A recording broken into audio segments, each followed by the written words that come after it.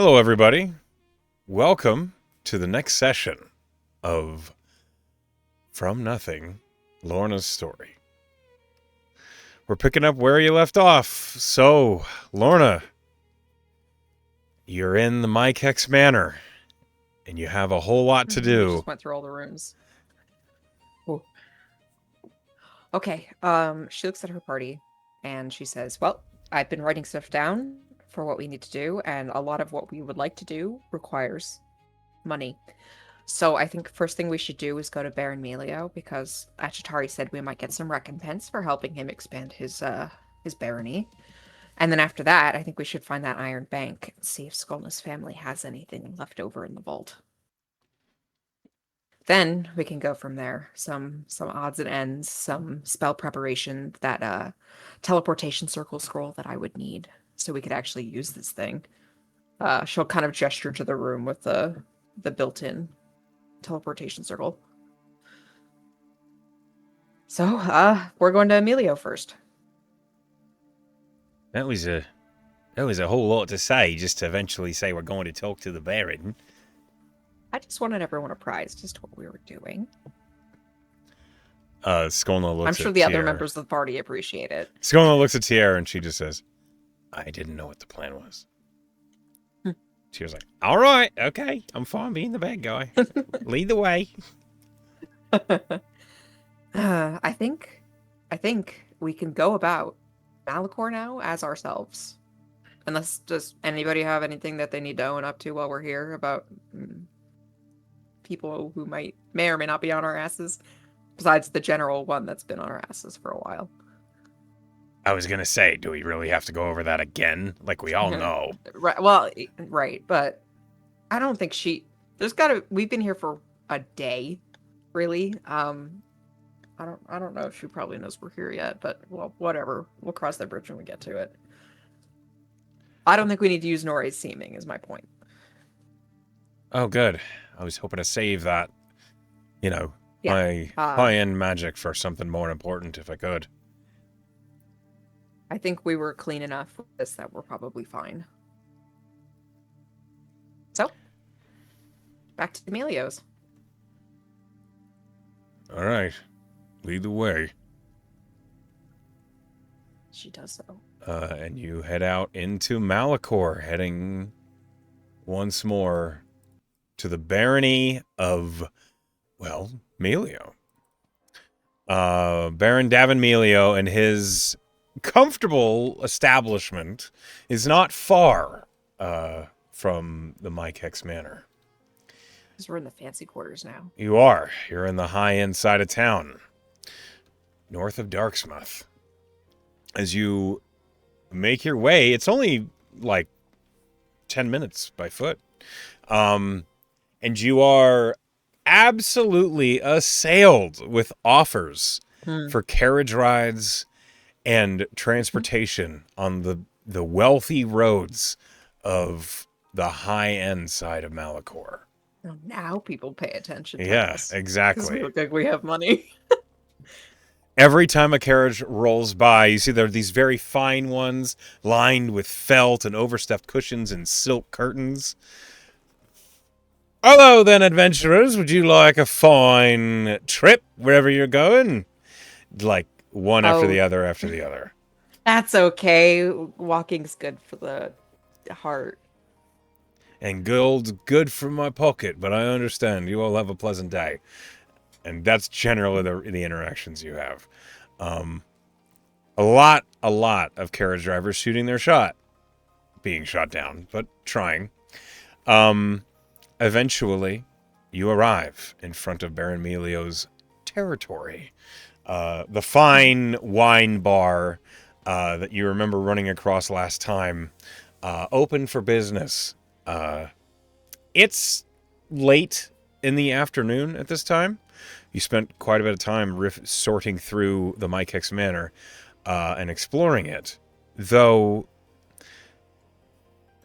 you cannot help but feel as if there's more to that manor than meets the eye. Oh, certainly. As you arrive outside Baron Melio's wine bar, You see that it is bustling. There are many, many visitors in fine dress, many people dressed formally, and there is rich, sultry music, parlor music, coming from within. It is a different environment than it was earlier when you stopped by. It seems as though the crowd has changed, though the business remains the same. We'd look for someone we recognize from our first trip, someone that we know works more directly for the Baron. Like Devin, maybe was his name. Yeah, the basically the manservant. You can roll an investigation to see if you can find him. Oh, sure. Investigation. Not amazing. 13. 13. It takes a few minutes. You kind of find yourself doing that awkward sidle up into the business, trying to look like you're supposed to be there, but not quite pulling it off. And the hostess, eventually, is finally done with customers enough to see you. And right as she's approaching, the manservant Devin actually finds his way to you and says, Nice. "We suspected you would be stopping by to pay Baron Melio a visit. That's right. We're here. Follow me." She'll nod. And the hostess just looks confused, but then just goes back Okay. to her podium, like, fair enough, whatever. And you and your party follow Devin into the back of the wine bar. You find yourself heading into a large, well, not large, but significant theater. There is a vast stage on the far side of the room with these rich red curtains that are currently closed. And you see that in front of it, like seated, looking up at the stage, is Baron Davin Melios, who looks up as you are entering. He looks over his shoulder, and then he stands and he says, "Ah, it is a pleasure to see you all again. Hello, Baron. I hope everything went as smoothly as we anticipated." It definitely did. We're pleased to report our success. Good, good. I have heard you all handled the task quite professionally. I thought perhaps maybe there might be some conversation as to potential work in the future, if you needed it. I certainly think that that could be discussed. Good. We do have something important that we came here for. Hmm? We spoke with Lord Achitari pretty much immediately afterward. I did hear you were collected after the events. And that conversation went well, I think, as far as any conversation, given the circumstance, could go. And he did mention maybe speaking to you about the sudden expansion of your barony. Of course he did. I thought it would be worth a visit.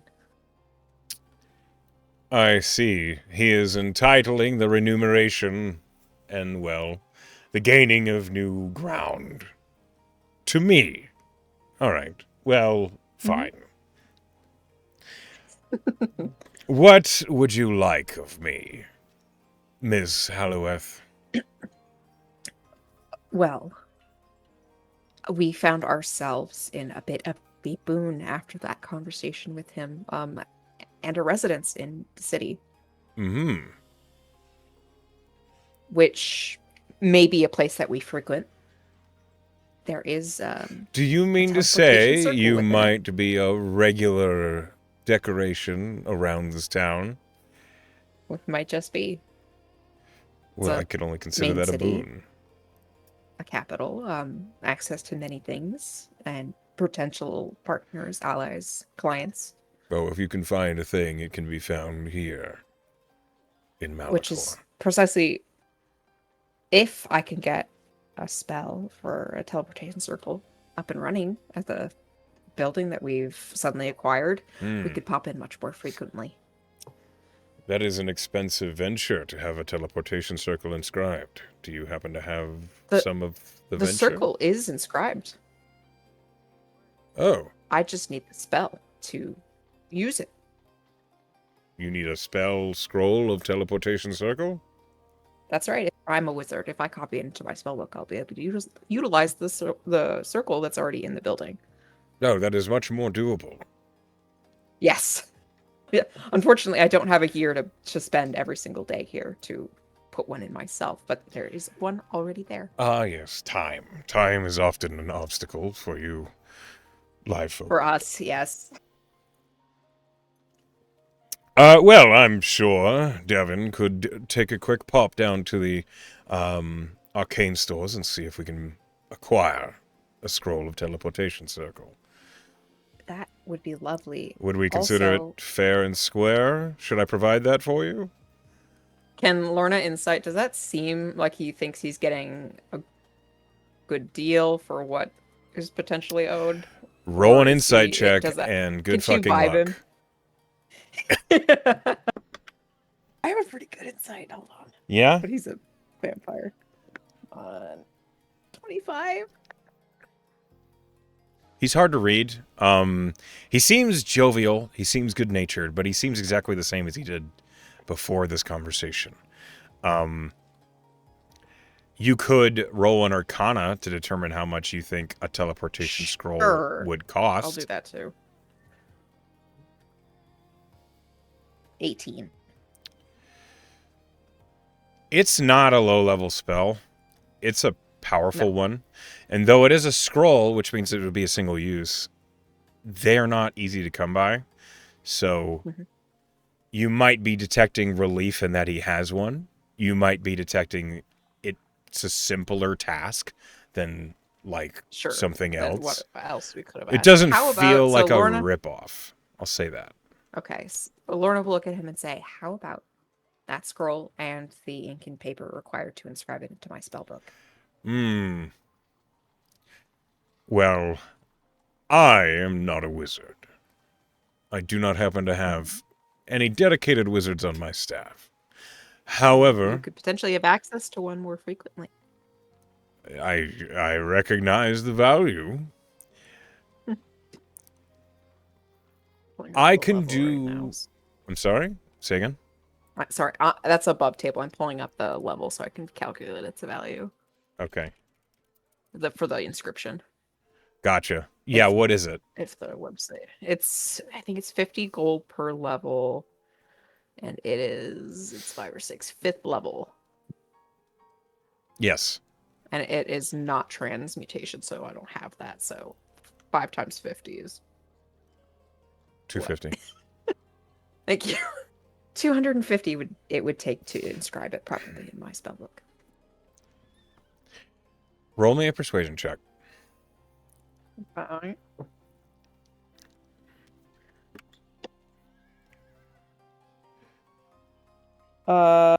15.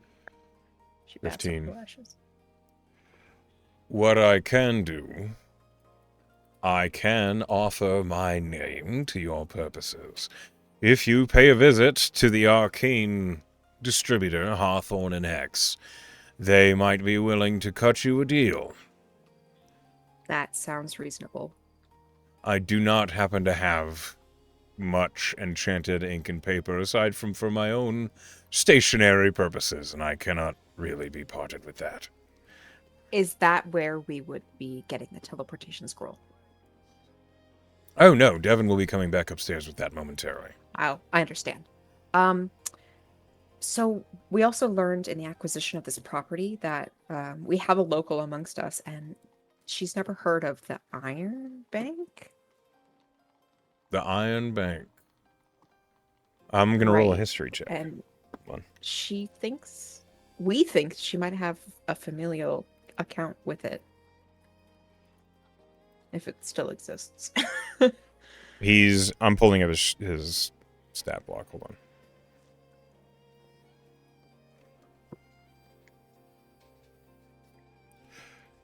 on.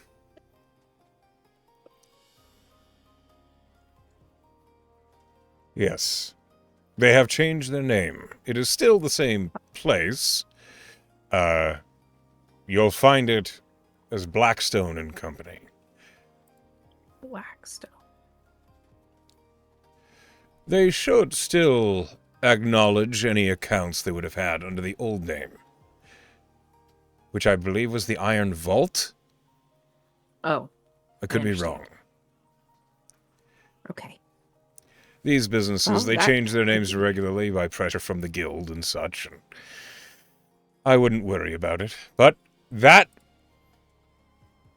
the Blackstone and Company Bank, you should be able to find not far from the Achitari compound. It's in the old city. Okay. If you know the way, which I'm certain you do. Well, at this point, we've been there. So, yes, I think we'll be able to find our way. Hmm. I think that is everything that I needed to speak to you about. Oh, well then. And It's here pretty he is simple, as well. straightforward. And his manservant, like, enters the theater behind you. And he has a single scroll. The parchment is pristine and it's wrapped in like a pale orange ribbon. And he holds it out to you. Okay. Thank you. She'll tuck it away. Make sure that it is of the proper language that you can understand. Oh, I can read every language. Well, aren't you just unique? She'll wink. Out of curiosity, would you have any interest in the dramatics? He says as he waves vaguely to the stage behind him. I mean, uh, I certainly can relate and enjoy them myself, but I do think we're on a tight schedule today. A shame. Again, But that time issue with do you have you. these shows frequently? Oh, whenever the moment seems to tickle the fancy. We are in the preparations for a display of Rainfall and the Aurelian Morrows. That will be performed this weekend. You're welcome to come by if you'd like. If we're still in town, I think we will. It is a tearjerker. Lorna will give her nice, genteel, noble woman bow. He just gives you a small nod, and you are walking out with a scroll of teleportation circle. Woo! It is written in Undercommon. Oh, I know that language. Mm-hmm. She didn't even need her eyeballs for that one. Okay, so I think we need to find this Blackstone and Company first because we might as well see if there's any money there before we try to go shopping. Do we want to try and find it ourselves, or do we want to try and ask around? Uh, well, let's get closer to the old city, near the Achitari compound, and then we'll be at least in the right ballpark, whatever that is. Right. I mean, he kind of, Shunting field. as you're heading out, Shinting. Shinting field, as you're heading out of the like wine bar, you realize you're already in the old city. Like Darksmouth is old Malachor, so that direction Alright, is well, not find a actually guard. helpful. Yeah, I mean, you could absolutely. Well, roll investigation. Sure. 16. As mentioned before, guards in Malachor are not blatantly obvious to be guards. Sure. However, you rolled well enough that you do find the people who are acting like guards, patrolling what seems to be like set pathways down the streets. Individuals who look a little bored, standing near the corners of alleys and crosswalks. One of them seems to notice that your incredibly well-equipped party is looking around. Can I help you? Yes, actually, could you point us in the direction of Blackstone and Company? Yep. Down this street. Make 3 lefts. Follow it all the way. A right just before the Ashitari compound. You won't miss it. Is he giving a weird vibe or is he just bored? Roll an investigation check. Or an insight check, I should say. Insight? Okay. 23. He's giving the reaction of someone who's basically just heard a very elitist question. Oh, yeah. Lorna will just say thank you very much. Mm-hmm. And he just resumes For rich holding up the people. wall. Yeah. Well, let's see what we've got here. She'll lead the party in the direction. Doesn't take you long, and with the directions from the guard, you do make your way up the roads, following those directions, and before you know it, Blackstone and Company is before you. It's a very... It's ostentatious in a quiet way. The structure seems to be made of black marble, but it's almost like muted. And you notice that it is... The walls are treated to look frosted, so they are not too shining or mirrored. And it just looks almost garish in the effort that's clearly gone into the stonework on the facade of this building. There is like fine hammered brass for all the fittings on the doors. And you cannot see through them, even though they clearly have like this very fine glasswork to look into the building. You can't see anything in. Tyr looks at it next to you and he says, well, this place looks disgusting. Hopefully we don't have to spend too long in it. Just to see what's going on. I feel like my nose is pointing to the sky just going in. Well, we don't know. There might be wards to keep riffraff out, so we don't know if he'll be able to go in or not. Oh, right, of course. There might be nobility only, in which case me, Skolna, and Lilith are the only ones who could go in. Oh, you say that like it's a bad thing. I don't want to fucking go in there. Lorna will lead the way in and like kind of look around as they step inside just to see if anything happens. Nothing happens. Your Like party... you can detect blue blood. No, it doesn't happen. As you Shoo. enter the bank, the first thing you notice is it doesn't look like a bank. You've entered like this foyer, and there is another set of doors in front of you. And a doorman, as soon as you enter, says, welcome to Blackstone and Company. Can I interest any of you in a complimentary cigar before your business? I bet Lilith jumps on that immediately. To To my knowledge, she's a smoker. She is, but she looks like she's eaten a lemon. She doesn't look like she's happy to be here. Oh, okay. I think that's all right, thank you. Speak for yourself. I'll take one. Oh. Of course, sir. Here you are. And the barman gives him a cigar and, like, lights it for him immediately. Sir. It's the first and only time someone's going to call Tyr that. He doesn't comment. He just puffs on the cigar and he says, okay, very smooth. The barman just smiles and nods and says, enjoy your time here at Blackstone and Company. And he holds his hand open and the far doors immediately swing wide. And it looks like you're stepping into a sitting room. There are vast sofas and hearths lined with ornamental fires throughout the building. As you're looking in, Anscombe says, I don't think this is what a bank normally looks like. Well, it seems to be old. Maybe this is how they used to do it. Sure. I guess we'll see. I realize I've never been in a bank. You know, you have. Remember when we picked up a payment in Shona? But it wasn't like this. That was a bank? Yeah. Oh, I thought that was just like a parcel office or Place something. where people store money.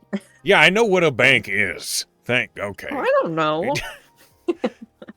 Can we just move on? Yes, Lorna will sit down. As soon as There's you... no obvious, like, Yeah, teller. there's no teller, like there's no counter. And as you sit down, a very tall elven woman with very like straight black hair that drapes like all the way down to her waist sits down opposite your entire party, and she says, I'm so pleased all of you could visit us here at Blackstone and Company. How we may help you? uh, we believe one of us may have a lineage account Is that with so? your bank, when it used to be called the Iron Vault or the Iron Bank. Hmm. I see. Allow me a moment. I must go collect my manager. And she Okay. stands and she departs. Lorna like sits next to Skullna and she's like, "You still have that key, right? And the last banknote from her Skolna still ancestor has the folder like tucked under her arm, and she hasn't. clutched." Yeah. She just nods her head. Maybe we should pop that out. Skolna nods slowly and then opens up the folder and procures the key and the notation and stuff. Uh, Another elf approaches. This one a wood elf, and his skin is very dark for a wood elf. He almost looks like charcoal black. And he says, "Welcome to the Blackstone and Company Bank. I hear you have old business from before the change, back when we were the Iron Vault." Seems like it. This is the paperwork that we have and To, the key. to what nature can I understand your inquiry? Just to see if there's anything in it. The account. Okay. This is a recently discovered lineage. Hmm. And what is the name on the account? She looks to Skolna, feel like she wants to venture, or is she letting Lorna do the talking? Skolna just looks at you. Yeah, Lorna figures. That would be my Kex. And are you the most recent Oh no, that would be Mykex? her. She kind of gestures to Skolna. Um, Roll me an insight check. Okay. 18. This man recognizes the name Mykex. Ooh. He's like, huh? But when he Haven't heard one of sees those in a Skolna, while. you see you're not sure if She's a it's like tiefling. you're not sure if it's like a hint of racism or confusion or like We just didn't expect to see a tiefling in a family that isn't known to be. clearly. Mhm. He just says, "Miss Mykex.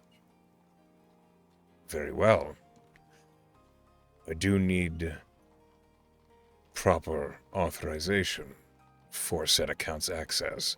And Skolna immediately like holds up the key and the Here. notation, the order for the account number.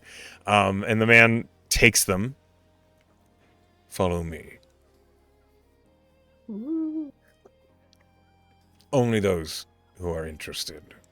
The rest of you are welcome to enjoy the sitting room as long as you like." Well, I'm going. She'll stand next to Skolna. "Well, if this all checks out, I'll take one of those cigars and I can chill here." I think might be a little cramped. I think I'll stay here as well. That's fine. So Norre, Anscombe, and Loeth all stay in the sitting room. Mhm. Tier, Skolna, and yourself follow the manager. And he leads you back, and he pulls a curtain aside, and you see it is suddenly all business, no pleasure. There is a huge round room with counters all along it where there are individuals who are like counting coins, filling out paperwork, checking gems. This is clearly, it's a room where it just smells of money. And you immediately feel the presence of arcane wards all over the place.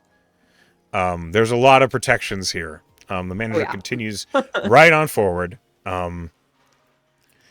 You like the temptation to try and pilfer something, even for someone with no skill, is there. It's just a hint of like, what if I got away with something? Yeah, but absolutely not. No, that's And Lorna figures, no matter how skilled or sticky-fingered Skolna is, this is not the time. Skolna still has both her hands wrapped around the folder. It's clear she's out of her element. Yeah. All three of you follow the manager across the room where he reaches a open but enormous vault door. He goes beyond it, and then you're in this small room with all these little safes.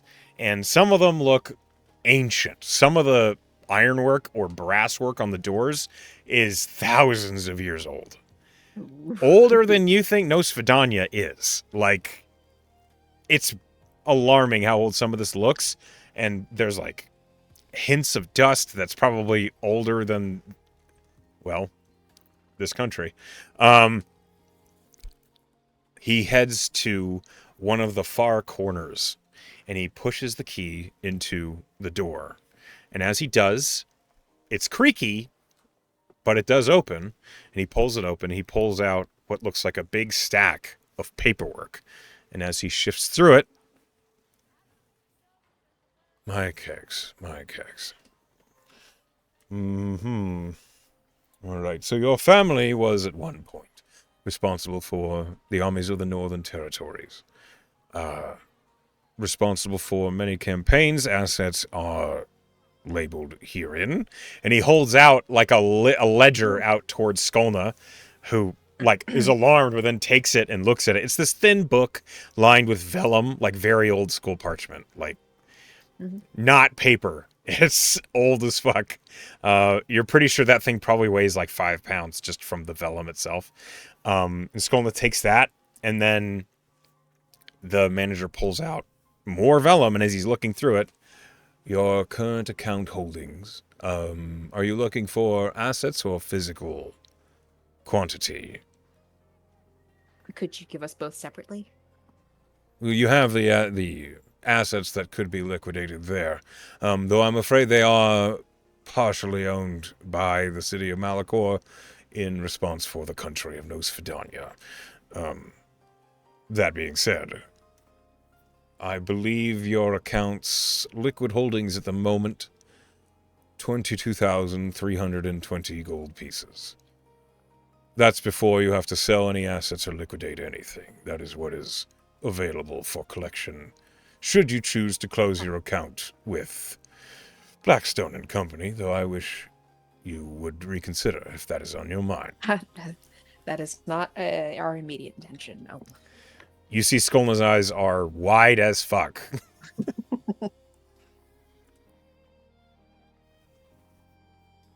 Was there anything else then? She kind of looks at Skollantier.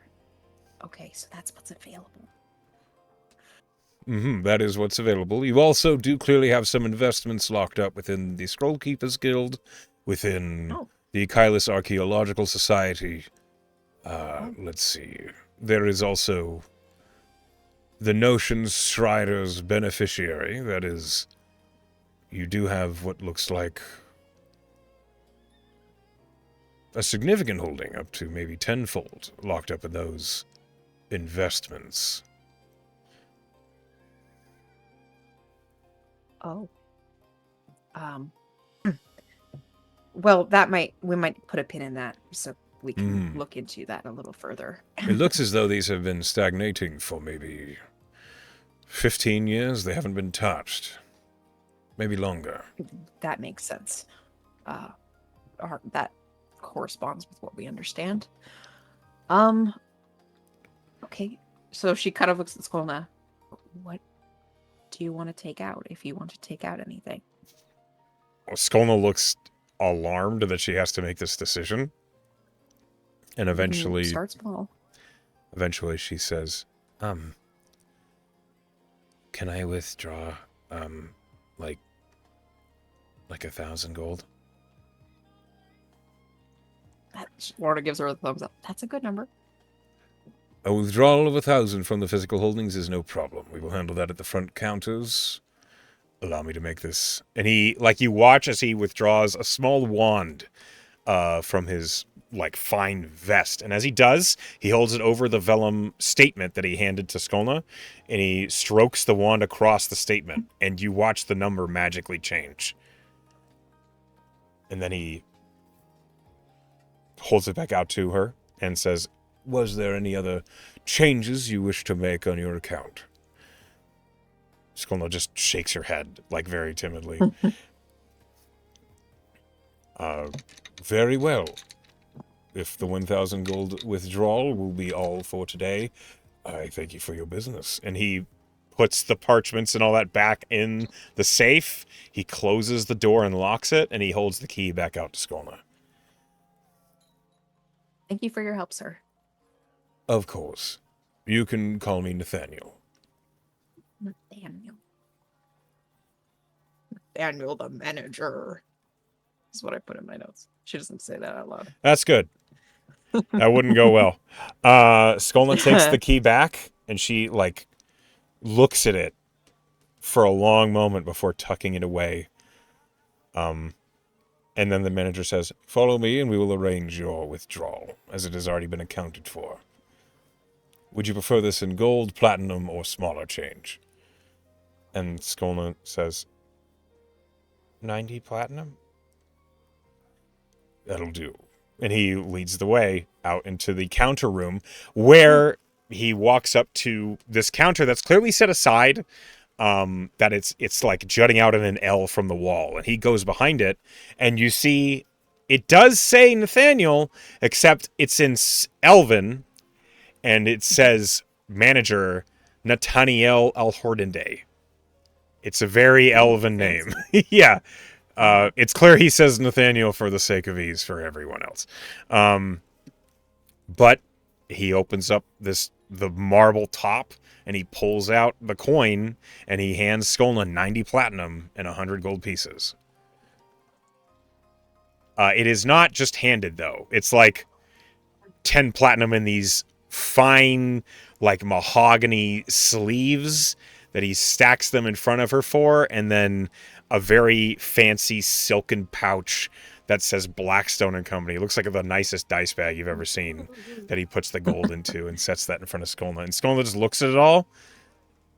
How much for the holders in the pouch? And he's like, those are complimentary for your business. Spend enough, you get a bunch. A boon. Yeah, basically. Free gift with purchase. Skolna collects it all and then looks at you and then at Tier, and she gives each of you 10 platinum just for being there, basically. Oh. Thanks. Thank you. Yeah, of course. And are they at a location where they're like they can collect their party and depart? So the manager's like walking you out to the main sitting room again. So yes, you can depart immediately after this. Once the party's back all together, she says, "Okay, we just need to buy the paper so I can transcribe the spell and the components for the legend lore." I got it. I'm apparently rich as hell now. That is a nice boon. She'll, like, with Skolna's permission, she'll fill in the party with what she has in her holdings. Yeah. So, like, apparently over, like, 70,000 in investments, and then, like, almost, like, 25,000 just sitting there. The whole party's like, what? And I'm certain that it'll be put to good use. But for now, we just need to buy some material components, then we can head back to the manor and go from there. I need to let Persh know that we need to do a lot of things, but let's go to the magic shop first. We might be able to get a discount because of Emilio. All right, where's that then? I know he said the name. The first person who they met upon entering this building. Are they still there? The barman? Yeah. Yeah, he's still there. Or the doorman, I should say, not the barman. The doorman's still there. He's just like, he's holding this wooden platter lined with fresh cigars. And as you are leaving, he just says, I hope you all have a most pleasant day. Oh, could you give us directions to Hawthorne and Hex, please? Oh, I would love to, certainly. Should you leave this building, immediately to your left, opposite the Ochitora compound, follow it down 3 streets. You won't miss the building. Thank you very much. Tier plucks another cigar from the platter as the party is leaving. And you just hear the doorman say, of course, pleasant day. What a nice little outing. You head out to the main street of Malachor. right in Old City, going down the streets of Darksmouth. As you do, the instructions are pretty immaculate. Mhm. Hawthorne and Hex it's a big shop. It's multiple stories, and from the outside, you see that the facade has clearly these big, broad windows that are crystal. They shine the light in a way that almost like has a prismatic rainbow effect as you're looking in, and it's beautiful looking. Beyond it, you see Mhm. that there are shelves lined with books and components and magical objects that just are as far as the eye can see. Even without using your Eldritch Sight to see the magic, you know it's there, and you're pretty sure if you turned it on, you would go blind. Oh, good. And Hawthorne and Uh, Hex well, is it's clearly open for business, even though it's getting later in the afternoon, almost evening. Um, there's a lot of people milling about inside, but as soon as you enter, uh, a very finely styled and formally dressed goblin behind the counter says, "Welcome to Hawthorne and Hex. I'm Hex. I'm happy to see you all here. By all means, take a look around, and if you have any specific requests, requirements, or requisitions to make, I'm happy to help you." we do actually. 250 gold pieces worth of ink and paper. No problem. Of the enchantment quality, or just for sending letters and such? Enchantment. Wizarding things. Very well. That's right. By all means, please, if you would all just wait right here. And the goblin steps down, out of sight, and then is back within like 5 seconds.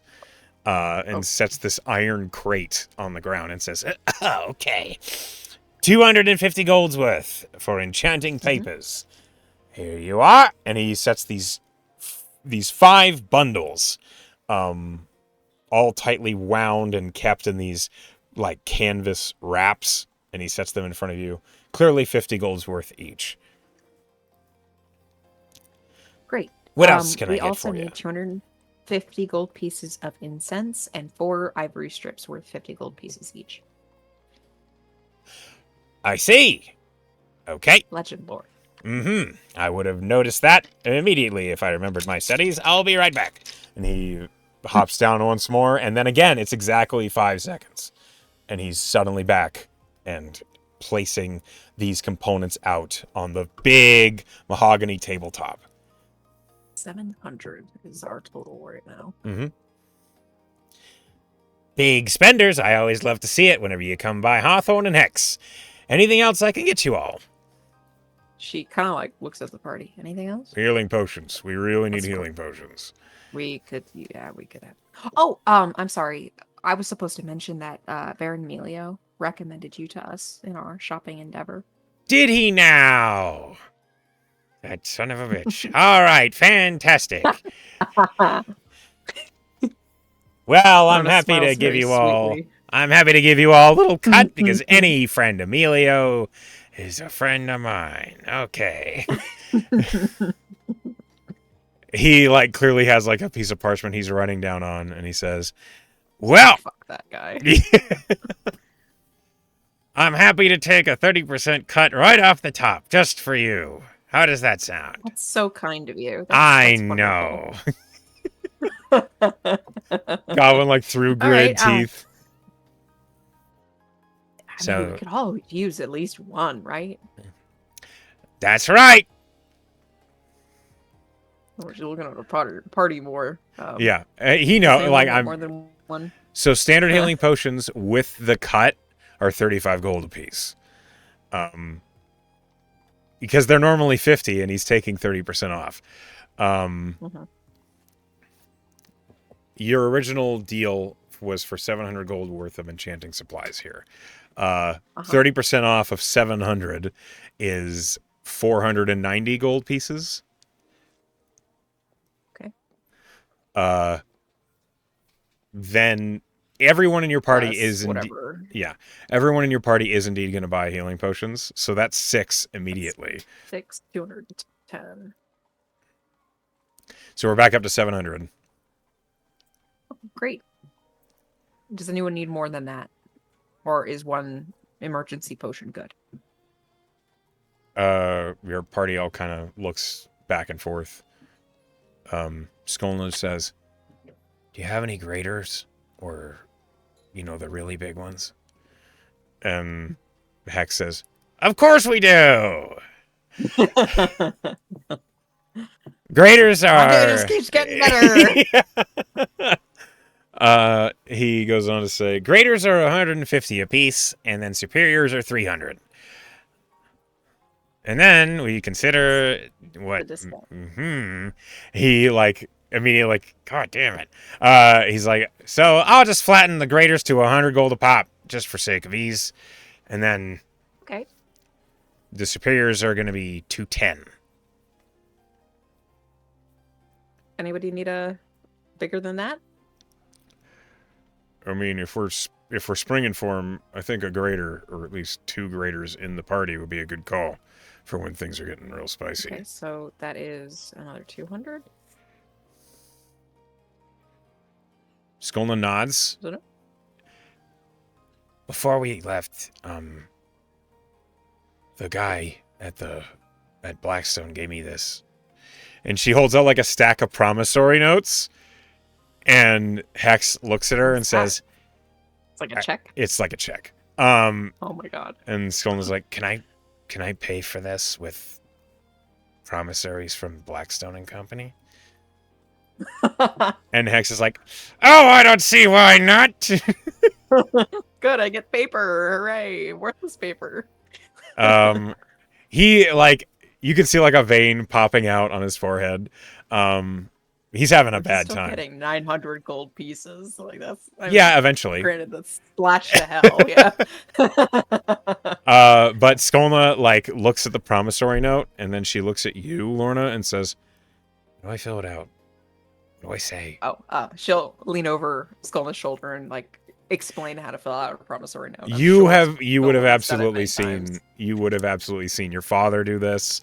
You probably would have done it I'm yourself. sure she was a little shopper as a tween. Fucking always probably. going Claire's or whatever the medieval Claire's. Clara's is what it's called. Medieval. Clara's. Yeah. Perfect. You walk Skolna through filling out the promissory note, and eventually Skolna slides it over, and Hex the Goblin picks it up. "Fantastic! Really, thank you all for patronizing Hawthorne and Hex today. Don't forget, for all your magical and arcane needs, to stop by Hawthorne and Hex, because we're the best in the city for it." This isn't a right now question, but potentially if we had magical items that we were looking to sell, would this be the place to come? Oh, yes. We do appraisals for free. Unless it's in bulk. If you show up with 50 things, we will have to charge. But for a couple things here and there, it's fine. So long. I'd be able to identify them before we came. Okay. I was going to say there is an addendum to the appraisals. If you do appraise and you are interested in selling, you do have to bring it to our attention first. However, if you identify it yourself, it's your stuff. I'm not going to tell you what to do with it. Appreciate that. We may be back. I hope to see you again. Does he seem more excited about that prospect than... Yeah, he does. He does. It's clear, after the initial, "I'm doing a thing for Melio," once that's over, he's like, "Okay, great. Back to regular business." Okay, great. Everyone's marked their potions. Who has the graders? Because we got 2. I'm assuming Anscombe, because he... Right now, Skolna's holding them. Oh, okay. But Skolna will pass them out to wherever you allocate. Who doesn't have immediate healing? Tier does, Lilith does, Nori does. Let's give it to Anscombe and probably Lorna. Okay. She hands over, so the potions look very stock standard. They're a very thin vial. Only the graders, the red fluid within them, almost it doesn't quite give off light, but it feels like it's about to. It's clearly much more magically potent. than a standard healing potion. Otherwise, they're exactly the same size and shape. Great. Okay, we should get back home because we got quite a few things that we want to do. Yeah. Home. Oh my god, I guess we have a home here. Thanks, Hex. So like Skolna seems to like try and speak up, and it's awkward. And Hex is like, It's "Oh, so cute." yeah, no problem. Thanks for stopping by." And he looks at the promissory note. Skolna. We might be regulars. Okay. He does. Recently came into the property. It's fine. You'll see us again, I'm sure. Well, it's either going to be me or Hawthorne. Could you describe Hawthorne so we know who to expect? Not a goblin. Gotcha. Behind the counter, not a goblin? Probably Hawthorne. That's my favorite joke. Off you go. Okay, well, Lorna will lead their way back to Mike X fucking Manor. Okay. You go back to Mike X Manor. Crazy concept. Yeah. Whew. It is as welcoming as it could be. The lights illuminating as you approach. As you enter, Skolna looks up at the big fucking building and she just says, "This feels so weird." It's definitely not something I expected. I will admit. Like, what happened? Why is this? We're going to find that out. We have the things for legend lore. We have the wedding band, so we can definitely do that. I do have that scroll of greater restoration if we want to see if you have any repressed memories. I think we can afford a replacement scroll pretty easily now. So we have a lot of options, Skolna. Right. But first, I'm going to write to Persh, because the last time I talked to him, I said, we're going to go kill a baron, and he was like, ugh. So I'm going to let him know that we finished that, and that we have a teleportation circle, so we might be able to just pop right back soon. Okay. Yeah. This is a lot. I think we should just take an evening, relax, get to know the house. Yeah. We're not going anywhere tonight, so let's just take a breather. Yeah. All right. That's a good idea. She does not look settled at all. Yeah, but Lorna figures if she wants to talk, she'll find her. If she wants to be alone, she'll definitely not find her. Lorna is gonna go to the study. Okay, so to the study. Or not the study of her father or whoever the leader, the head of the house was at any given time. The library is where she's going. Okay, so to the library. I realize there's a difference. They are connected though, so it's not like it's yeah. Too hard to go one or the other. You head to the Mike X library. Lorna's like, best room in the house. This room is, as described, huge and lined with books and the smells of old work. You're writing a letter to Persh. This huge writing desk is more stout than anything Remus ever had. This thing is... Lorna's thrilled. Oh. You suspect this desk was like made from an ancient shipwreck or something. Like this desk is profoundly stout. So cool. Okay. She'll pull out a piece of transcription paper and write to Persh. And it will go along the lines of, Persh, it's Lorna. I mentioned killing a baron. We succeeded. No political issues. Got squared away with Lord Achatari. Came into some property. There's a teleportation circle. Permanent. I have a scroll to learn it. Will we be able to use this circle in this property to access the one at the Marigard? If so, we can be back in Ferrum at the academy by tomorrow, basically, is what she writes. Okay. Let me know, Lorna. The response you get, which doesn't take long, from Persh is, good to hear you didn't die killing a vampire. Better to hear there's no political ramifications. Send a transcription of the teleportation circle so that I can give it to Tabernac. He has to allow it through the wards. It will take a day. Okay. Lorna she wanted to get started on inscribing the spell in her book, but she'll do that first because the sooner she gets it, the sooner it'll be done. So she will go to the teleportation circle room and use another piece of transcription paper to copy the symbol. Roll Arcana. Okay. DC is 15. Phenomenal. 25. It's meticulous, and the teleportation circle is a complex shape. But you do eventually finish. Mm-hmm. It takes about an hour to get all the intricacies of the circle down. Okay. After she sends that on its way, she will go back to the library and she will begin transcribing teleportation circle into her spellbook, which will take 10 hours and use all of the ink and paper she bought. Yeah, there's no roll for that. You just do that. Are you going to give up a point of exhaustion for this? Yes. Okay. You have a -1 to all your rolls the next day. To the late evening. Sure. You started this at 5 in the evening. So you finish at 3 in the morning.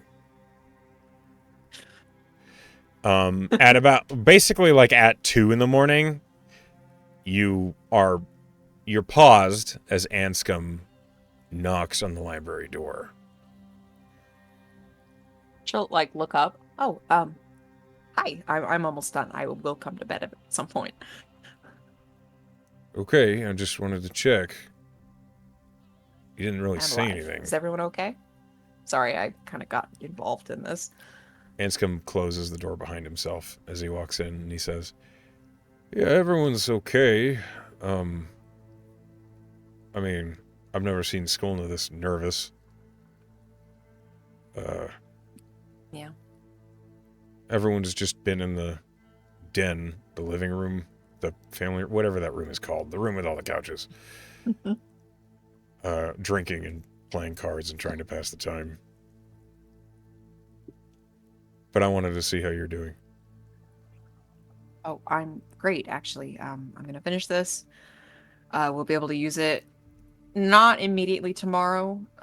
Tabernac needs to input it into his wards so we can not be obliterated by trying to get to the Marigard.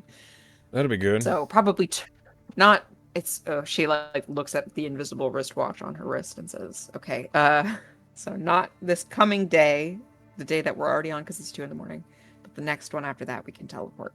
But I had a thing I wanted to do tonight. With everything happening today, I forgot to mention it. And it's probably not going to be a problem, but I was thinking about using a new spell I learned.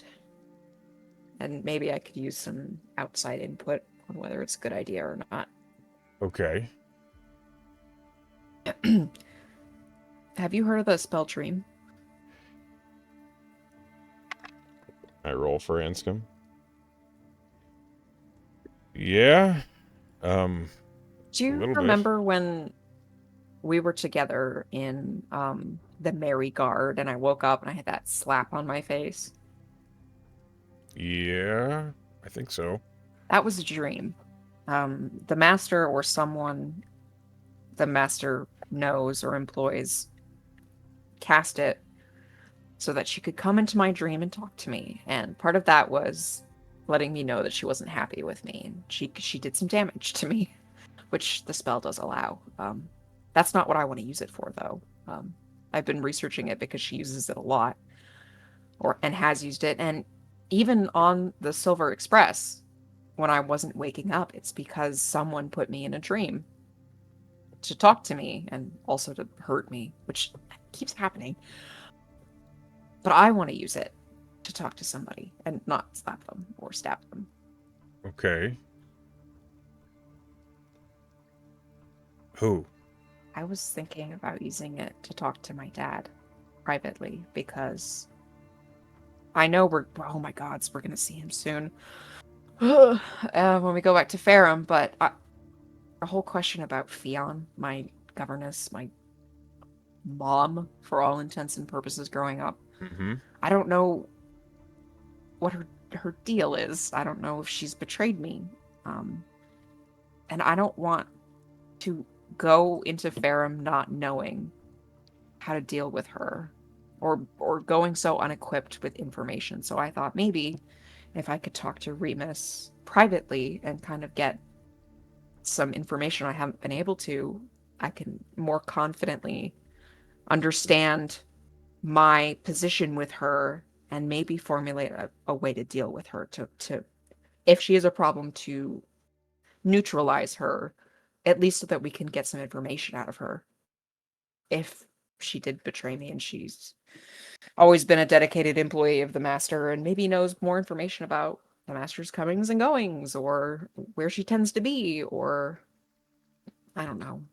So But you're asking my opinion on if you should cast a about spell that lets you, without consequence, have a conversation in private with your father where otherwise you would be at risk by a person that we don't know the true motives of.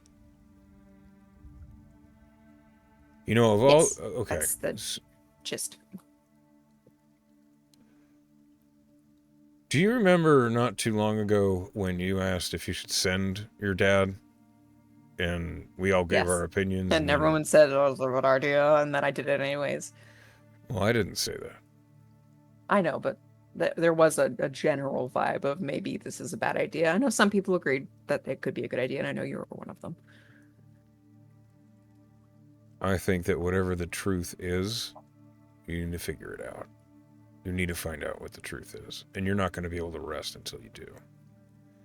Because I understand where that Yeah. comes from. My truth is a little harder to find out, I think. I think if you can reach out to your father without risk, without real risk, I should say. I mean, there might be some risk we don't understand. You should. Okay. Yeah, I think it is not the worst idea I've ever had. And this is not about my plan anymore, but rather about you because you mentioned it. I've been talking to Skolna about properly restoring her memories if she's lost them, and that a greater restoration can do that. But I've never considered if you might want to try that on you because you don't have access to all of your memories, but potentially the scroll could help you. I was wondering if you were going to ask me that. Um, to be honest with you, I've kind of looked into it a little bit before. Um, you know how a false hydra works, right? As much as you've been able to explain to me. It makes you forget, but it does it in a way that's not, um, healthy. No. It's not like modify memory, where it just replaces a little thing. One of the most common side effects of a false hydra controlling your memories is that you go insane.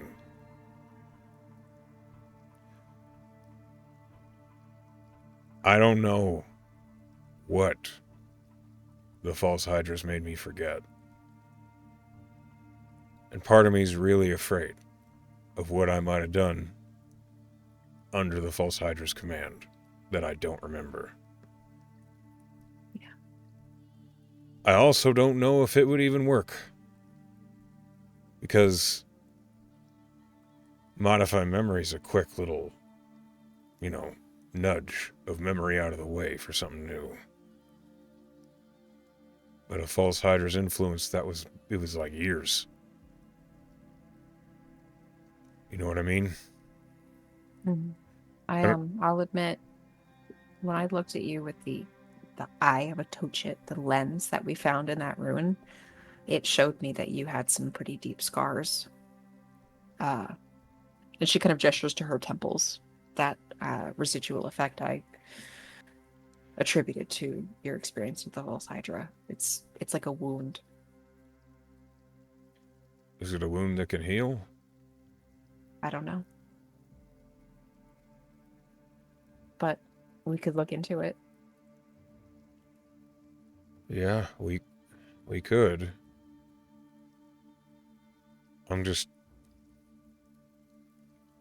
I'm in a place where I'm pretty happy with where we are, like Mm-hmm. we're doing pretty good stuff.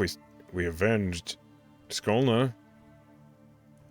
I'm afraid of what I might have been, I guess, and I don't want to ruin where we're at. Okay. Cuz It's always an option. We can look into it if you want to. I'll think about it. Okay. It's just scary, I guess. Yeah.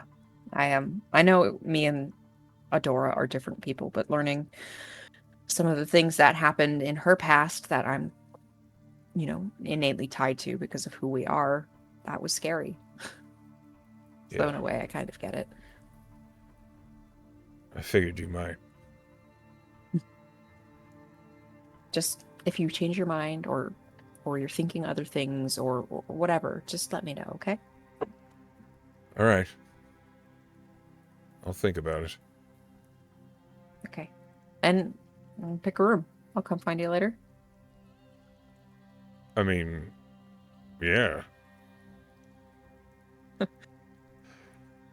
Anscombe, dips his head at you and then closes the door behind himself. Okay.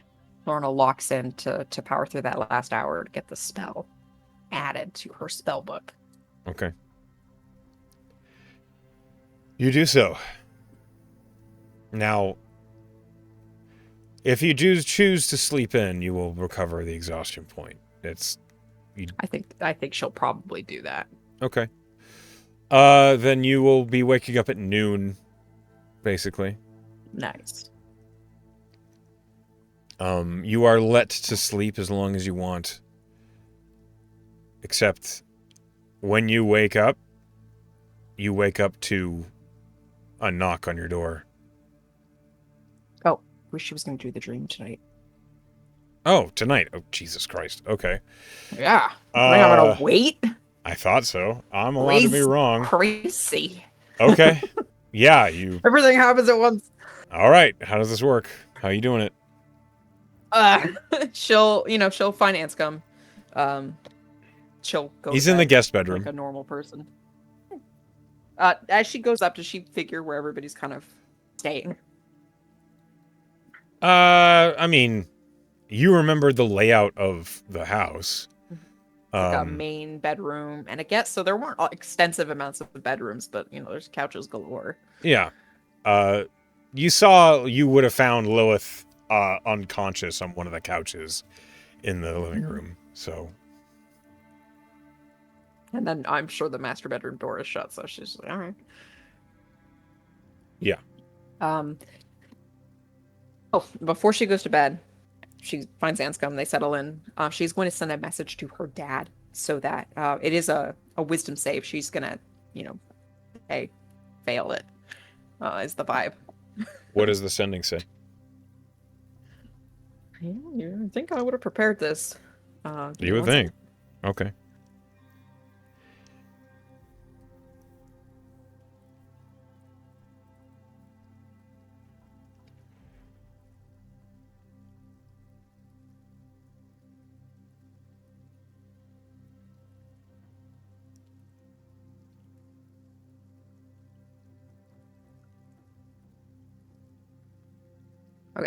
Luckily, it was the idea of it was very easy. I'll send this to you right now. It goes as follows. Dad, I'm going to use a spell tonight to contact you. When you go to bed, keep your mind open. Talk soon, Lorna. She would have sent that before 3 a.m. Okay.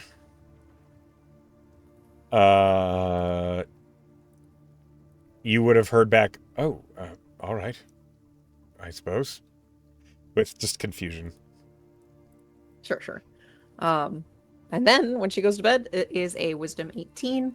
I target a creature you know on the same plane of existence. I'll enter a trance. If the target's asleep, the messenger appears in the target's dream and can converse with the target as long as it remains asleep through the spell's duration. I can change the shape of the dream's environment, creating landscapes, objects, and other images. The messenger can emerge from the trance at any time ending the spell. The target recalls the dream perfectly upon waking. Okay. Yeah. Uh, you said it's in the same shadowy forest that you've had conversations with. She's actually going to start the dream in the home she was raised in Irongate. Kind of Okay. a familiar, shared location. Well, when you don't convey that to me beforehand, I don't have that I art did. It was just a available. minute ago. It was like 2 weeks ago when I said this. You said it was going to be in the shadowy I said it forest. would transition No, to you the didn't. shraddery. I did. You I did not. did. So I instead, we're did. going to start in the guest room. I did. You didn't. I did. Okay, we can argue about this on camera all you like. You cast And Dream. when Lorna takes a shape in the dream, she's not going to be her usual self, because that's a lot to unpack for a man who raised her and hasn't seen her in a year, who has like gotten a slash on her face and lost a hand and grown some horns, and her hair is red now. That's a lot. So she is going to be in the dream much like she was when she left home, Okay. except she is still missing her hand. Her porcelain hand will be there, but she doesn't have all of the other kind of like stuff that might Mm-hmm. detract from what she wants to talk to Remus about, which is, well, all this shit happened. Okay. They'll tackle that when she gets to Ferrum, but All right. explaining like the pact with Vicar and all the other stuff is just too much right now. As you cast Dream and the household you grew up in, you're like in the courtyard in front of the building. The dream takes effect.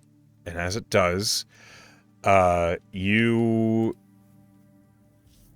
find yourself kind of like sitting out in the gardens. And where you're controlling this dream, so what does he see? Where is he? He's probably like just stepping out of the back doors into the wider garden, and the garden was a very significant place to Lorna growing up. She really loved it. It was really well cared for. Flowers were something that she really enjoyed, and it was something that she was told that her mother, the figure that Remus kind of made up, Yeah. loved. But Lorna now kind of assumes that Adora probably also liked flowers in a similar way, and Remus just kind of repurposed that to be like, your mother really liked flowers and not the woman that you used to be, or, you know. Yeah. So it's a really well tended space. It has tons of flowers, roses, lilies, probably dahlias, because that's what she was named. Okay. In this moment of nostalgia, Remus Megere, in his basically pajamas, When she sees that, she kind of laughs, covers her mouth with her hand, and then she'll manipulate it so that he's wearing something that she'd seen him wear before, just something more put together.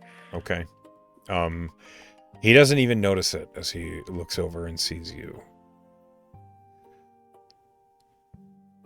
Oh, this is... You're here, are you? Is this real? Yes. Well, the space isn't, but I've been learning a bit of magic while I've been away. So I've seen. I admit, Dahlia, this is, Lorna? Dahlia? Dahlia's fine. Are you sure? I don't want to step any toes or cross any lines. She is probably sitting on like a bench in the garden, and she'll pat the spot next to her. He cautiously approaches, and then we'll sit down. He clearly has like a posture that's not exactly the same as you remember him. He looks tired, even in dream form. The weight of something has pushed his shoulders down. He's a little more hunched, less proud than you recall him being. But there is obviously an optimism about him as you've reached out to him for this. And as he sits down, he kind of settles in a very proper and practiced gesture, crosses a foot across the other one, and he says, well, it is... I can't tell you how... I'm relieved to see you.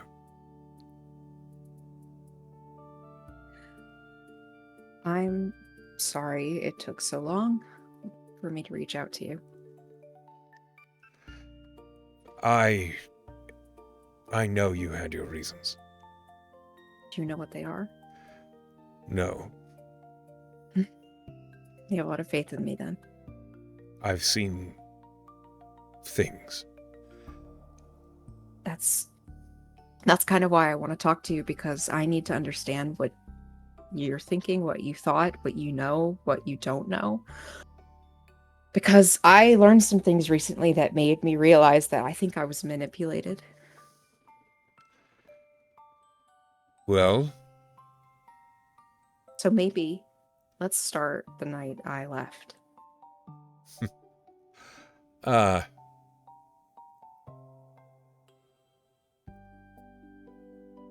You were gone.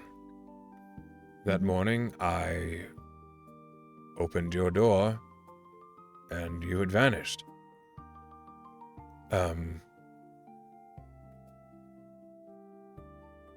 There was a note, but I didn't quite recognize. It wasn't quite your handwriting. It was close, but it felt like it was written by somebody else. It said that you left to learn a truth and that I wasn't to follow you.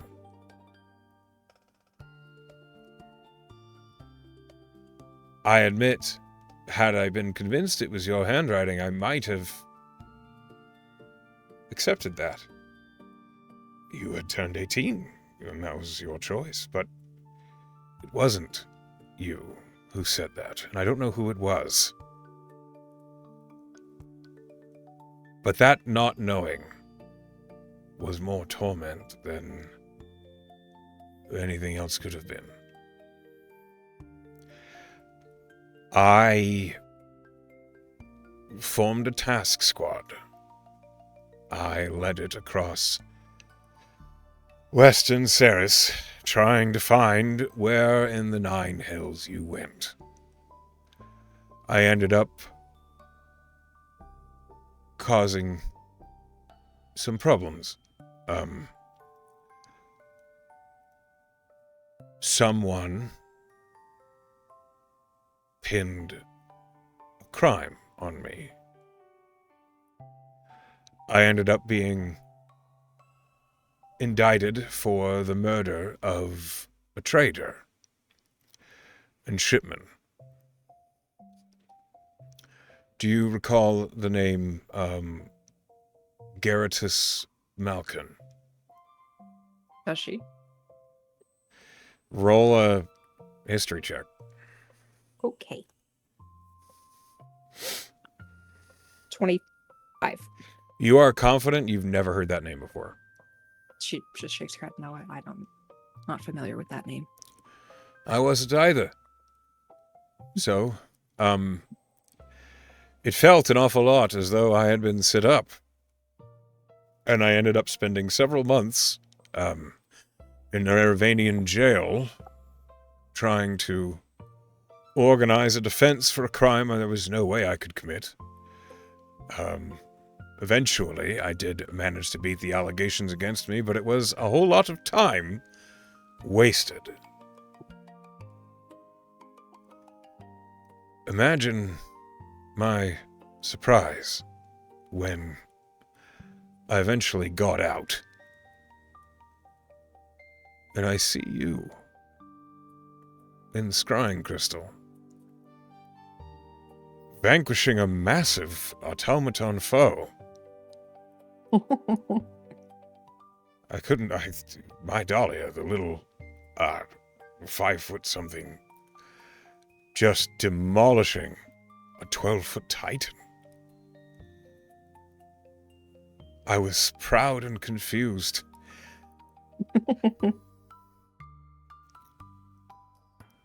And then I heard that you were held by my brother. Lorna just kind of pitches the bridge of her nose. Mm-hmm. And whenever I reached out to him, he had wards or protections. I couldn't find any truth.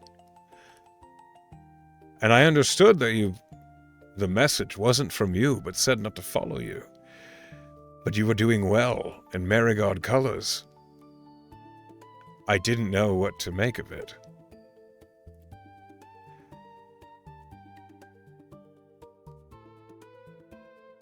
I tried to reach out to you many times. Each time, nothing. No response. Lorna looks a little guilty. Kind of scuffs her foot in the grass.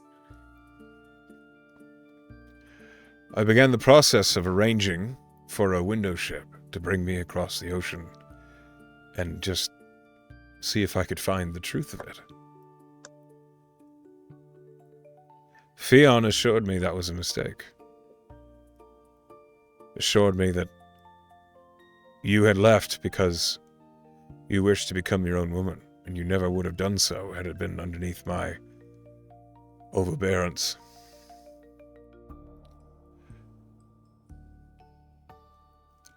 I had to assume she was correct, because I could not get in touch with you. In any attempt I had to reach out to you, all the parcels, all the messengers, they never worked. So, I figured you would reach out to me when the time was right. So I resumed my focus, studying the Forged, coming up with new ways to build a Forged. It was a great distraction from the heartache of a daughter who left that I didn't understand why. But I knew one thing was for certain, and that was that you didn't want me to find you.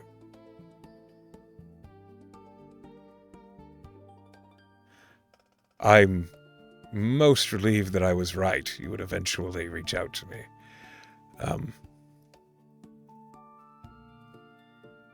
And then there was this business with the road. What do you know about that? Not much. I know that the road is a criminal enterprise that handles the import and export of illegal goods,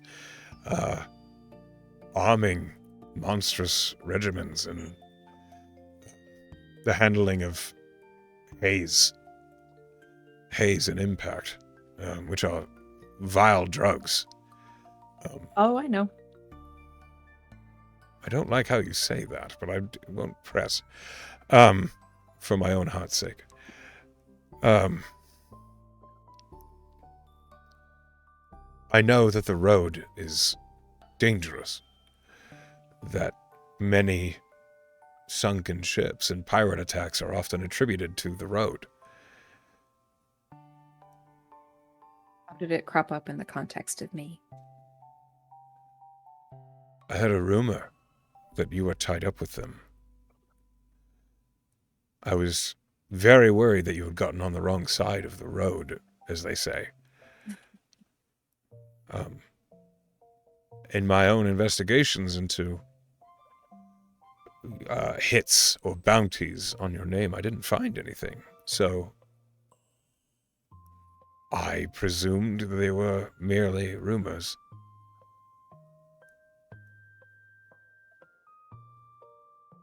And she insight check just to see the vibe, like his disposition as he kind of explains himself. Yeah, roll an insight check. Dirty 20. He's being forthright. Or at least he seems like he's being as honest as he can be. She'll kind of like turn her body so she's looking at him more squarely, and she'll say, "Were you ever going to tell me about Atlantis? And if you were, when?" I worry you might not believe me if I tell you the truth. It was on your 18th birthday. I was planning to tell you what happened to her when you'd become a woman. That explains a lot. How do you understand that relationship with her? Who was she to you? Oh, I was an ambitious man, Dahlia. I once saw there was no issue with stepping on people who I thought were my lessers to get something greater. I believed the way to greatness was to make history, to make a name for yourself, and to change something about the world, so much so that everyone knew your name and knew that you were responsible for it. Atlantis was my wife of convenience at first. She was a brilliant mage, a powerful herbalist, a brilliant alchemist, and frightening in her ambitions. I saw in her a pragmatic, unreal ability to find results. I believed she was a competent partner in the ways of studying the arcane.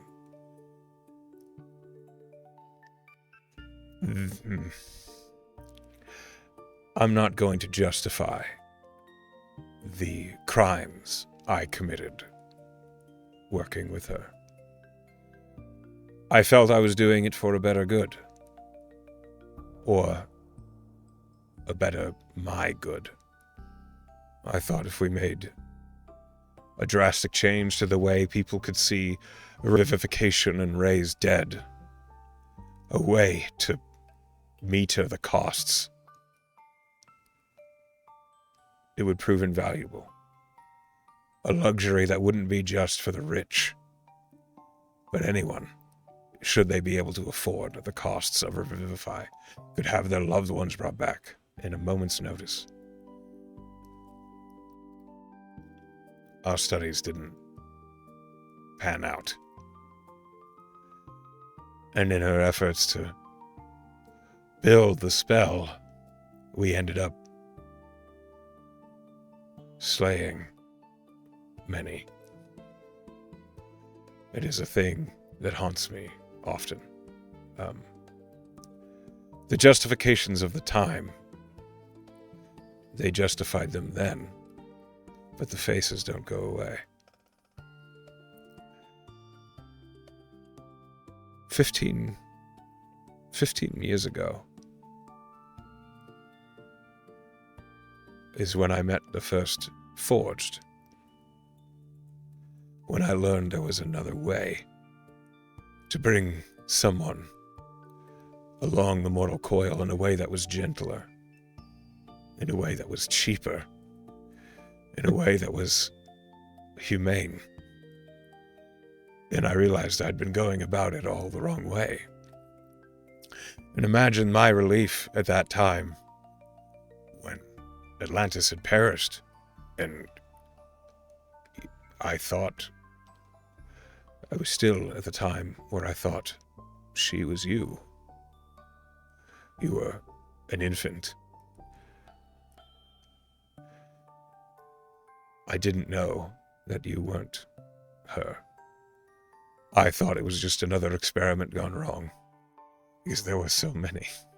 Let me tell you, so many clones, so many attempts at rebirth for these strangers that had consumed concoctions that I thought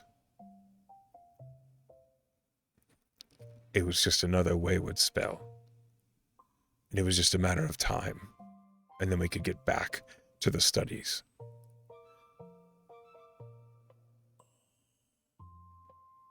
When you were 5 years old,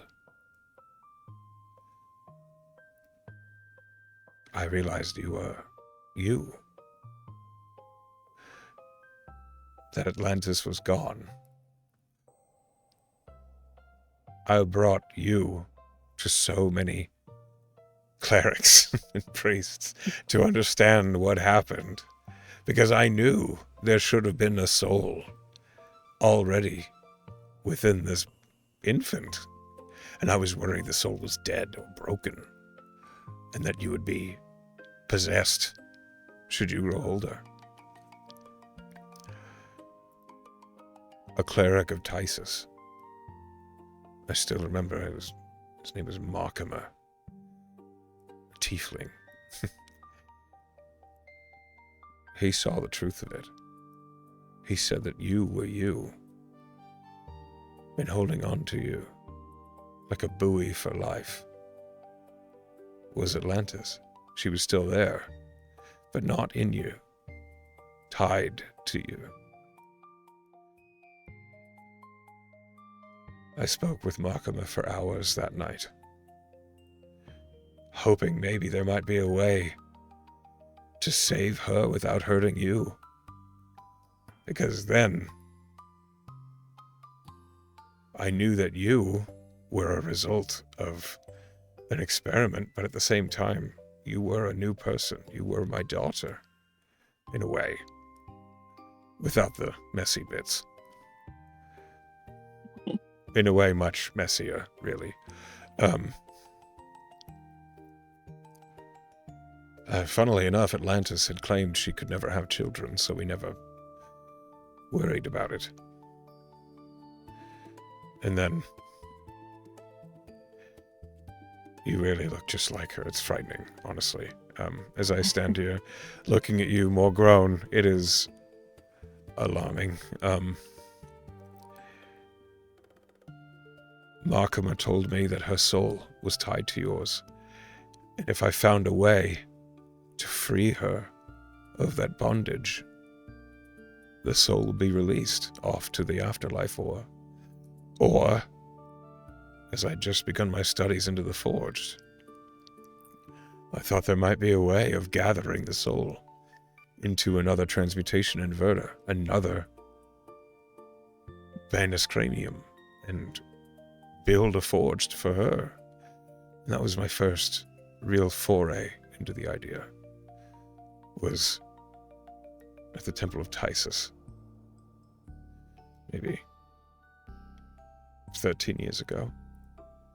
You were far too young to understand any of this. I didn't even consider telling you that your mother is gone, but not really, and is actually stuck to you. That probably would have fucked me up a little bit, yeah. Yes. So I did the only thing I could think to reasonably do. You are my daughter, so I tried to raise you as I would have raised any child. And the more I knew you, the more I knew you were nothing like Atlantis. You had her genius, but there was something that she had when she was young that was not influenced upon you. Some brutal anger or mistrust that just was not there with you. And I saw a potential for an amazing woman. And I really only wanted to help you see it. I thought maybe if you grew to be exactly what you ever could be, whether I saved Atlantis or not, the experiment would be worth it. Like her loss would not be in vain. Like any mother would probably give their life to save their daughter. So,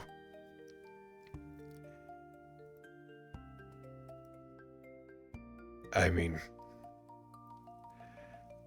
you mentioned that you had conversed with Atlantis. I think Lorna, as she was listening, her eyes kind of teared up and she was like wiping her face on her sleeve. I'm sorry, I didn't mean... No, I'm happy to hear it. Really, truly, I am. There's a lot to talk about, but thank you for telling me.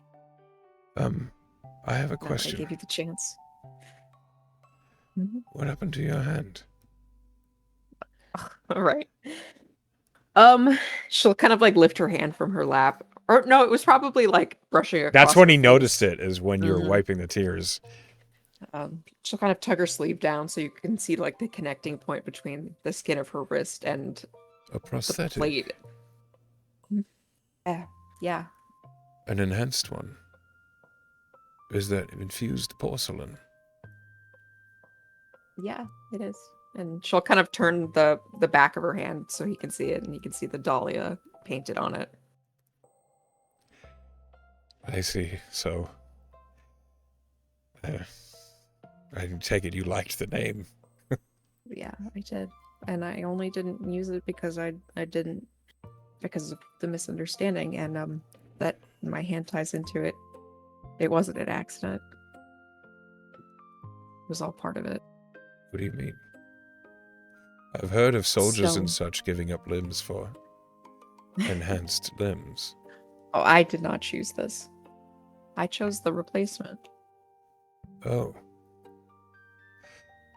I suppose it is best that I be silent and let you tell your story then.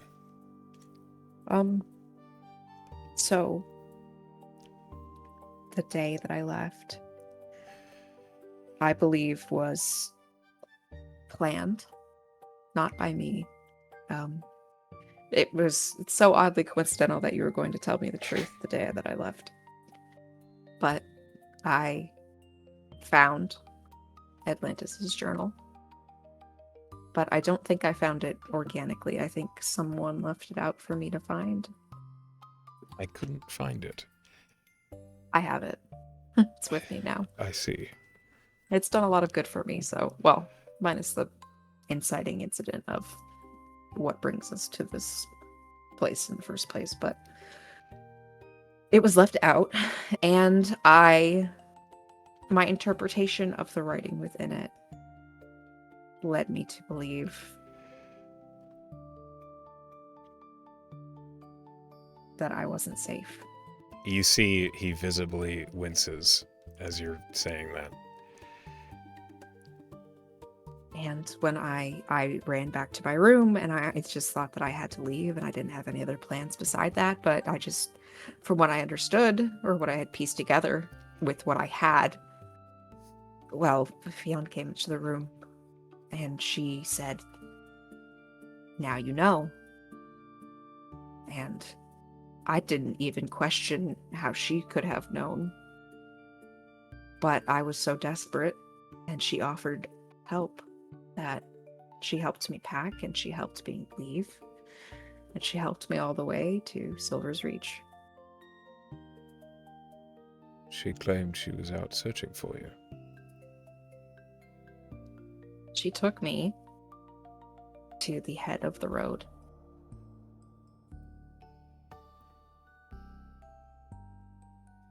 To a woman named Hale. And with the promise of smuggling me out of Ceres, I agreed to work for her. Oh, Dahlia. But I wasn't good enough to be on the payroll with the magic that I did know, and she decided to drop me off at the Marigard in Ferrum so that the heavy lifting of my training would be done by them, and then I would join her employ properly after graduation.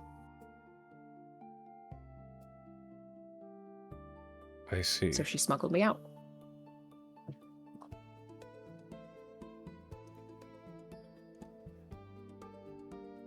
So after I got to the Marigard, I began my training, and the master the master, she goes by that, Hale, kept in touch with me and made me do some things, and she paid a visit in person once, and I did not behave accordingly. And that is when she cut my hand off.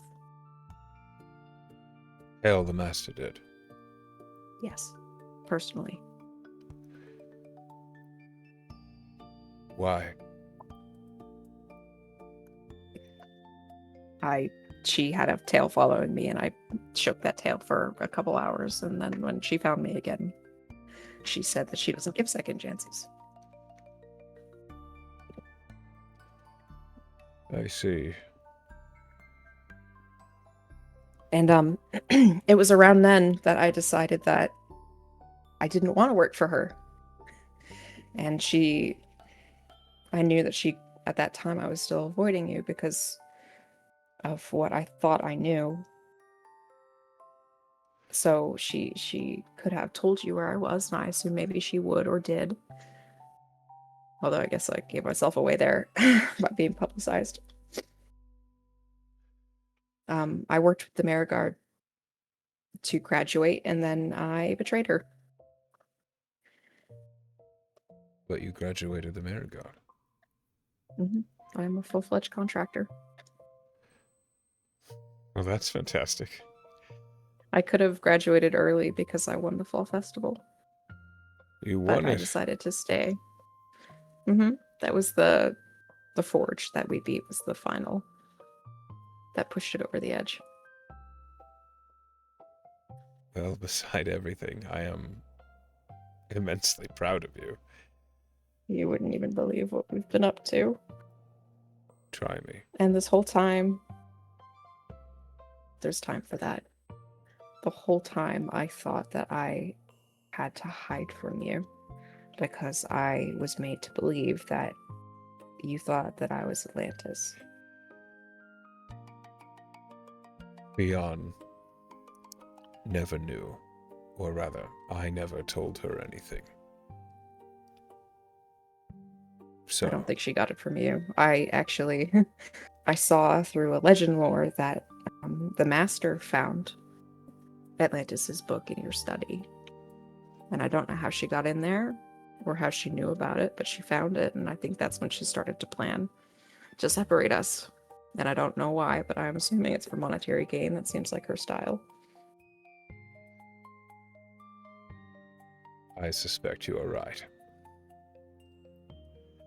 In my efforts to sure. study Forged, not every individual that I had contact with was completely legitimate. I could never prove anything. But this leads me to believe one of them set me up as a fool. Both of us. Yes. And tore us apart.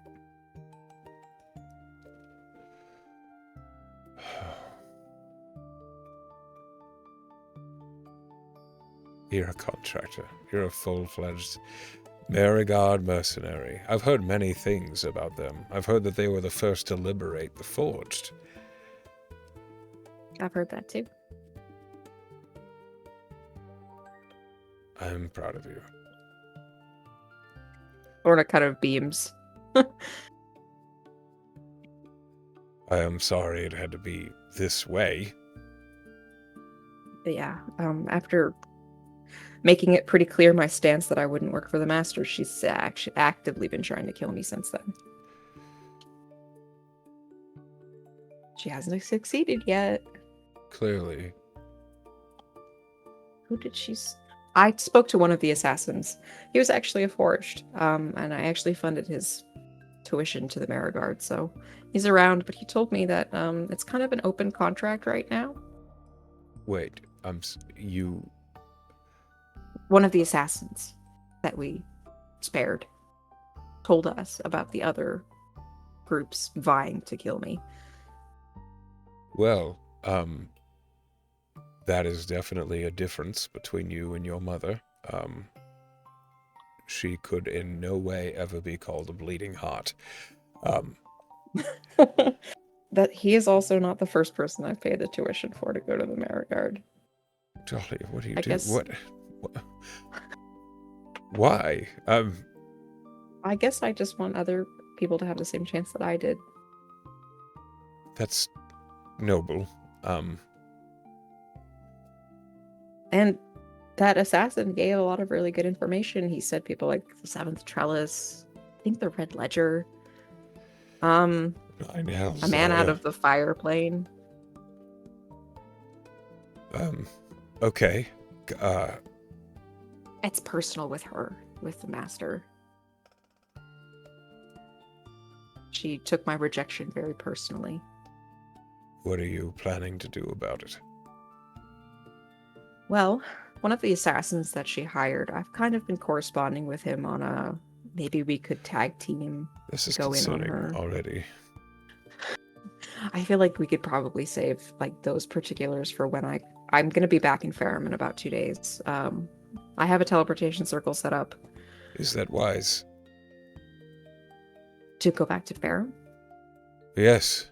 Actually, Fion knows it's- you're returning, and That's precisely why we need to go back. Other than just seeing you in person, we need to get her to pin her down and see if we can get some information out of her, because she obviously works for the master. I admit I would gravely love to see you. But I care more about your well-being.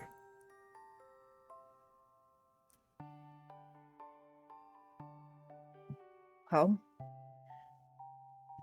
we've stayed safe. Well, safe's kind of You have subjective. confessed to 2 separate assassination attempts, both of which you have corresponded with your assumed assassins. One of them is also on my team. What? She had the heir to the Noish family try to kill me too. Hold on.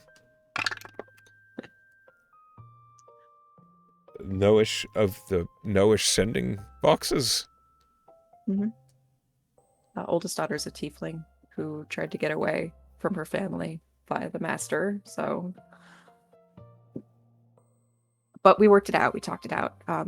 She did not succeed in killing me, so Keep we your decided... friends close and your enemies closer, I suppose. I think we're actually friends now. We've kind of bonded over the shared trauma, and now we're both working together to neutralize the threat that is the master, which seems to just kind of be the overarching theme Okay, here. I see. All right. I'm going to have heart palpitations if you keep confessing to all these assassins you're friends with. I'm relieved that you're doing well, Dahlia. If it makes you feel any better in our capabilities, we did kill a baron in Malachor yesterday. No, today. A baron? Mhm. Why? He had it coming. That doesn't make me feel any better, Dahlia. But I'm just saying we can do it. I'm impressed at your prowess. I'm She concerned looks for very your proud. decision-making. I think I hear and understand your worry about going back to Ferrum, but we do need Fionn. Very She's well. my only direct connection to the master. And also, I want to wring her neck. I understand. With what you have told me tonight, and the source of information clearly being the governess, I am happy to assist you in setting the trap, so to speak, for Fionn. She suspects I am still searching for you. Mhm. She knows you do intend to return to Ferrum eventually. Right. So maybe she doesn't know it's going to be in the next 2 days, at earliest. And Well, she doesn't know we've been talking. you mentioned... How would you arrive? Teleportation circle to the Marigard proper. Okay. Do you have any allies in the academy that might assist us in isolating? Theon is very skilled, and slippery. Pinning her down is going to be difficult, and I'm not as spry as I once was. Before I get distracted on that, what is your training? I've always just kind of had to assume, and it's never been with any real evidence. What do you mean? Are you a fighter, rogue, warlock, sorcerer? Atlantis trained me to be an alchemist. Okay, so an artificer. I suppose so. Just, it's nice to know what you're capable of. I can hold my own, should the need arise. You brought Keen with you, right? You mentioned? Yes. Or maybe you didn't mention. I think Fionn told me that. Keen is here. Okay, that's something. I have 5 party members with me. And I could contact the Marigard ahead of time to arrange maybe some help. I think any precautions you can take in this particular avenue would be wise. Because if Fionn gets away and manages to get away, the jig is up. Yes. I will talk to my party when I wake up and see what they think about setting an ambush. I could send her a message and make her believe that I want to speak to her privately because I'm afraid for myself or for you, or maybe I want to correspond with her to trap you. Haha. You know, I a double understand. cross. Yes. I will maintain the illusion that I am concerned and eager and deluded still. You've done a good job. It's important that she doesn't know that I understand that you're not who I thought you were. I hope you know. Should we do... I wish all this could have gone differently. I know.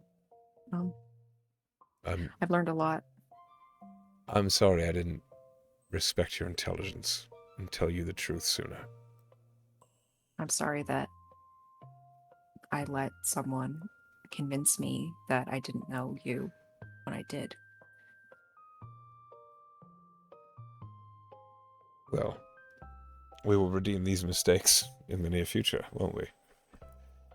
Yeah, when Fiona's put away, and we can actually talk for real.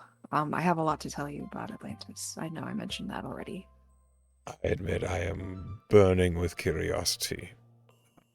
We can talk. Okay. It took some pushing. It wasn't easy. I worry about the story she's told you of me, then. There was some substance experiments. Did she ever tell you why she was interested in the resurrection, the rebirth? I know why you were interested in it. Not specifically. It just seemed kind of like more of an ambition for her. It was a very powerful ambition. To change the way people are brought back from the dead. I didn't question. It seemed like she did get the spell to work. It wasn't as powerful as she wanted it to be, was the problem. She did live more than one life. What do you mean? Atlantis was just one of many.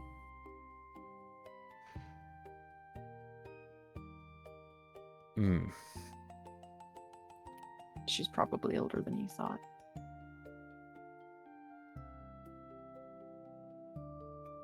Well, perhaps we should talk about this in person. It is a long story.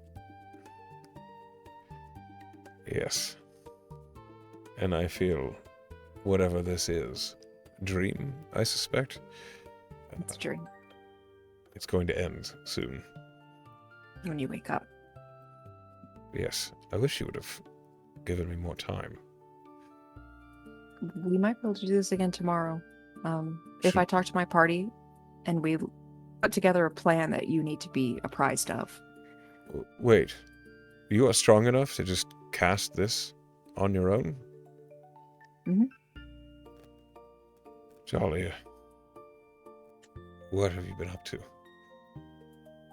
That will be for later. Okay. It's more fun if you're... I will look a little different when you see me in person. Different more than the hand? Mhm. All right. Well, I will steel myself. I figured that we had to kind of be concise. But if my party and I put together a plan that you need to be particularly involved in, or to know where you need to be or how or what, we'll do this again, because sending won't cut it. Very well. I do hope that big green fellow I saw in the scrying screens is with you. He certainly handled the giant forge very well. He is still with me. Oh, good. I think Lorna maybe flushes a little bit at that. Let me tell you, the number of times having Keen at my side has made things easier, as I cannot count the times. I actually have 2 fighters, a bard. Well, the fighter is also a paladin, a ranger, a rogue, and a cleric who's just kind of been following us. That's a diverse set of skills. That's right. That's Marigard team. Don't forget anyone. I think they have the right of it. I wish I would have had that diverse a set whenever I was still howling around. All right. We'll talk about it. Yes. I missed you. And I missed you, Dahlia. It is so... I'm sorry I left. Don't be. I understand why. When you've grown so much. I cannot tell you how proud I am to see you become such a strong and independent woman. I think she'll... Like, she's been wanting to do this, but I think she just finally kind of, like, hugs him really tightly. He returns the hug fervently. He kisses the top of your head. Thank you for reaching out. We'll talk soon. And I'll be back in Ferrum. I'll let you know when and why and how. I'll hold you to that. Okay. And you feel the dream begin to fall apart as he begins waking up. And as suddenly as it began, it ends. And as the dream ends, you sit on the bed, waking up yourself. And next to you, Anscombe. Hey, are you okay? Yeah. Huh? Yes. Yep. I just stepped out of the dream. Sorry. A little disoriented. You're crying a lot. It's not bad. It's not bad. I didn't realize how much I missed my dad. Come here. And he pulls you into a hug as well. She'll hug him.